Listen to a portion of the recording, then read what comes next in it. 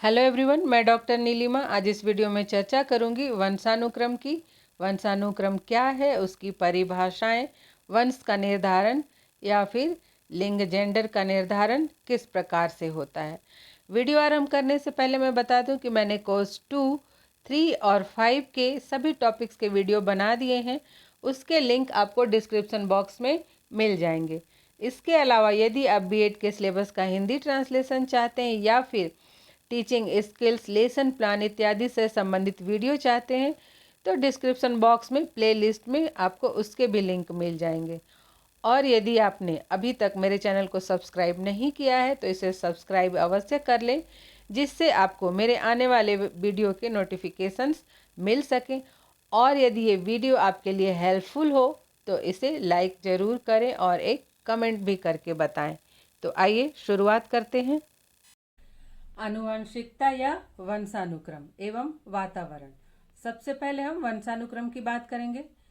तो मानव विकास के दो प्रमुख कारक कहे जाते हैं। ऐसे तो मानव के विकास में बहुत सारे कारकों का असर पड़ता है, किंतु जो दो प्रमुख कारक हैं वो है जैविक और सामाजिक कारक। जैविक विकास जो है उसका दायित्व माता पिता पर होता है और सामाजिक विकास का वातावरण पर। एक बच्चे का विकास गर्भकाल से आरंभ हो जाता है तथा जन्म के पश्चात मृत्यु पर्यंत चलता रहता है। सामाजिक विकास जन्म के बाद मिले वातावरण के द्वारा होता रहता है, अर्थात बच्चा जब जन्म लेता है तो आसपास का जो वातावरण है उसका प्रभाव उस पर पड़ता है। और जन्म से संबंधित विकास को वंशानुक्रम तथा समाज से संबंधित विकास को वातावरण कहते हैं। अब हम देखेंगे कि वंशानुक्रम का क्या अर्थ है। उससे पहले अर्थ को समझने से पहले हम ये समझते हैं कि जैसे हमने देखा है कि चाहे कोई भी बालक हो, उसके रूप, रंग, गुण, उसके आचार व्यवहार उसके माता पिता से मिलते जुलते हैं। जो बच्चा होता है वो अपने माता पिता से शारीरिक गुण प्राप्त करता है। जैसे यदि माता पिता लंबे हैं तो बालक भी लंबा होता है, बालक के रंग पर भी प्रभाव पड़ता है, बालक के बुद्धि पर भी प्रभाव पड़ता है। और ये गुण ना केवल बालक को उसके माता पिता से प्राप्त होते हैं बल्कि पूर्वजों से भी प्राप्त होते हैं, और इसी को वंशानुक्रम कहा गया है। जैसे कोई भी बीमारी होती है तो डॉक्टर सबसे पहले पूछता है ना कि आपके घर में किसी को हुआ था, मतलब वो वंशानुक्रम को जानना चाहता है कि अगर गुण प्राप्त होते हैं तो बीमारियां भी तो प्राप्त होती है, कि अगर उसके वंश क्रम में उस तरह की कोई बीमारी हो किसी को तो बच्चे को भी वो बीमारी होने की संभावना रहती है। तो इस तरह से जो वंश के जो भी गुण है या विशेषताएं हैं वो पूर्वजों से पीढ़ी दर पीढ़ी बच्चों तक जाते रहते हैं, हस्तांतरित होते रहते हैं।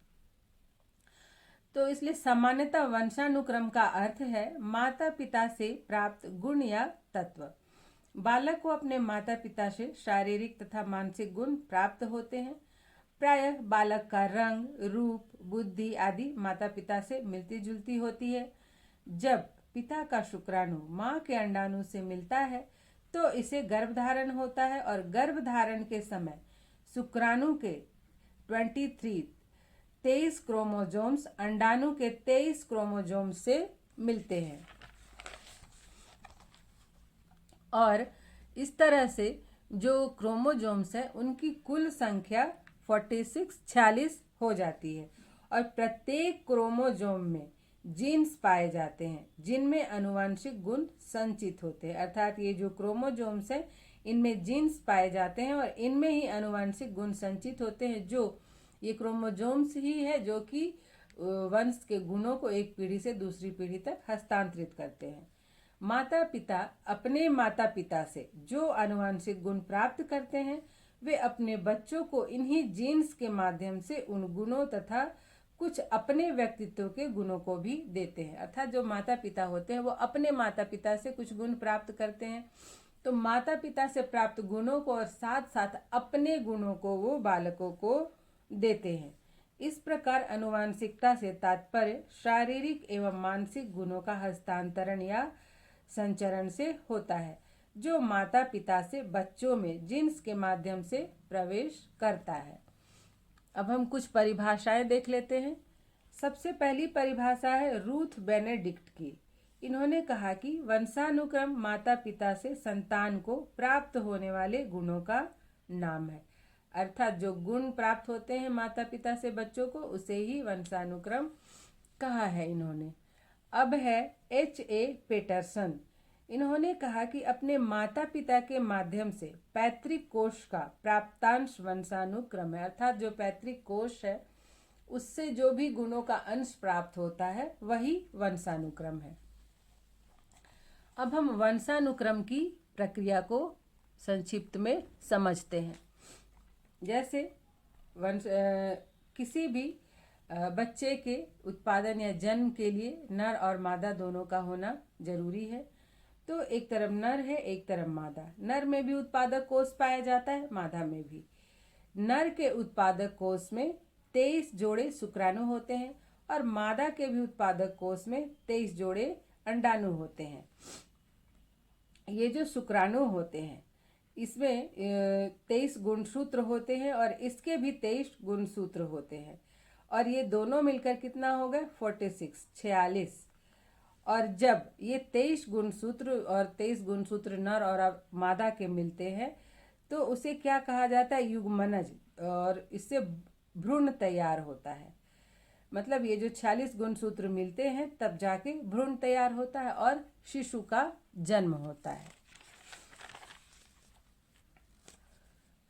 अब इसको समझते हैं कि वंशक्रम की प्रक्रिया में माता और पिता के गुण संतानों में विरासत के रूप में प्राप्त होते हैं। मानव शरीर का आरंभ केवल एक कोष से होता है जिसे संयुक्त कोष कहते हैं। अर्थात एक सेल से मानव शरीर का आरंभ होता है जिसमें माता और पिता के एक एक सेल मिलते हैं और भ्रूण तैयार होता है। जब भ्रूण तैयार होता है तो वो क्या एक मांस का टुकड़ा या लोथड़ा के समान होता है। संयुक्त कोष में एक कोष पिता का होता है और दूसरा कोष माता का होता है। पिता के कोष को पितृकोष और माता के कोष को मातृकोष कहते हैं। माता और पिता के प्रत्येक कोष में 23 गुणसूत्र होते हैं, क्रोमोसोम्स होते हैं। प्रत्येक गुणसूत्र में 40 से लेकर 100 तक पित्रैक होते हैं। प्रत्येक पित्रैक एक गुण या विशेषता को निर्धारित करता है।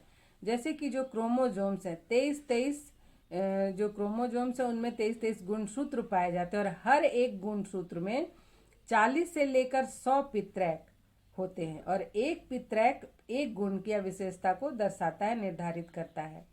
इसलिए इन पित्रैक को वंशानुक्रम निर्धारक कहा जाता है। यह पित्रैक गुणों को एक पीढ़ी से दूसरी पीढ़ी को पहुंचाते हैं। माता पिता के 23 गुणसूत्र शुक्राणु एवं अंडाणु के मिलने से युग्मनज अर्थात भ्रूण का निर्माण होता है और यही युग्मनज विभाजन प्रक्रिया द्वारा विकसित होकर शिशु का रूप ले लेता है। जैसे जब भ्रूण तैयार होता है तो वो एक मांस का लोथड़ा के समान होता है। धीरे धीरे उसमें उसके सिर का विकास होता है, हाथ का विकास होता है, पैरों का विकास होता है, धड़ का विकास होता है। अर्थात वही सेल विभाजित होकर शिशु का रूप ले लेता है। इस तरह से पूर्वजों एवं माता पिता के गुण संतानों में हस्तांतरित होते रहते हैं। अब हम देखते हैं कि यौन निर्धारण कैसे होता है। जैसे लड़का या लड़की जो होता है वो कैसे होता है, क्योंकि अभी भी लोग बहुत सारे भ्रांति में रहते हैं और हमारे समाज में अभी भी स्त्रियों को तंग किया जाता है कि बेटा नहीं हुआ, बेटी नहीं हुआ, अब केवल बेटी हो रही है। तो इसे भी समझना आवश्यक है। बहुत लोग तो जानते भी हैं, बहुत लोग नहीं भी जानते हैं। तो यौन निर्धारण की प्रक्रिया में जो X और Y गुणसूत्र होते हैं उनका योग रहता है। पिता में 2 प्रकार के गुणसूत्र पाए जाते हैं, X तथा Y, जबकि माता में केवल X गुणसूत्र ही पाए जाते हैं। जब पिता के Y गुणसूत्र माता के X गुणसूत्र से मिलते हैं तब लड़का, और जब पिता के X गुणसूत्र माता के X गुणसूत्र से मिलते हैं तो लड़की उत्पन्न होती है। अर्थात X और Y मिलने से लड़का और XX गुणसूत्र मिलने से लड़की होती है। अब हम देखते हैं कि जुड़वा बच्चे कैसे होते हैं। तो जो जुड़वा बच्चे होते हैं उनके 2 प्रकार होते हैं। एक को समयज या समरूप कहते हैं और दूसरा को असमयज या असमान जो बच्चे होते हैं वो। जो समयज बच्चे हैं, तो इसमें क्या होता है कि अंडाणु एवं शुक्राणु के मिलने से जो भ्रूण तैयार होता है, यह युग्मनज या जो भ्रूण है, यह जब विभाजन होता है कोशिका का, तो दो भागों में विभक्त हो जाता है और अलग अलग होकर अलग अलग विकसित होने लगता है, अर्थात पृथक पृथक शिशुओं का विकास होने लगता है। ऐसे जुड़वा बच्चों का लिंग एक ही होता है, अर्थात जुड़वा बच्चे या तो लड़के होते हैं या लड़कियां। इसमें जो भ्रूण है वो एक ही तैयार होता है, लेकिन जब विभाजन की प्रक्रिया होती है तो भ्रूण उसमें दो भागों में विभक्त हो जाता है और दोनों भ्रूण जो अलग अलग विकसित होता है।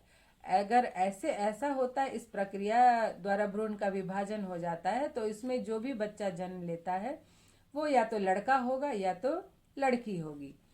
अब नेक्स्ट है असमयज। इसमें जैसे कहा जाता है कि सामान्यतः नारी में एक समय में एक ही अंडाणु परिपक्व होता है, इसलिए देखा जाता है कि सामान्यतः एक बार में एक ही बच्चे का जन्म होता है, एक ही शिशु का जन्म होता है। किंतु कभी कभी ऐसा भी होता है कि जब दो अंडाणु परिपक्व होकर दो अलग अलग शुक्राणु द्वारा निषेचित होकर विकसित होते हैं, तब ऐसे बच्चे समान या समरूप नहीं होते हैं। जैसे कभी कभी स्त्री के कोख में उसके गर्भ में दो अंडाणु उपस्थित होते हैं, परिपक्व होते हैं, तो जब वो दोनों अंडाणु अलग अलग शुक्राणु से मिलते हैं तो दो भ्रूण तैयार होता है और दोनों भ्रूण अलग अलग विकसित होते हैं। तो जो ऐसे बच्चे तैयार होते हैं वो एक समान नहीं होते हैं। इसमें एक लड़का या एक लड़की होता है और कभी कभी दोनों लड़का या दोनों लड़की भी हो सकते हैं, तो इन्हें असमयज कहा जाता है। आज यहीं तक, मिलते हैं नेक्स्ट वीडियो में जिसमें हम चर्चा करेंगे वंशानुक्रम के नियम की।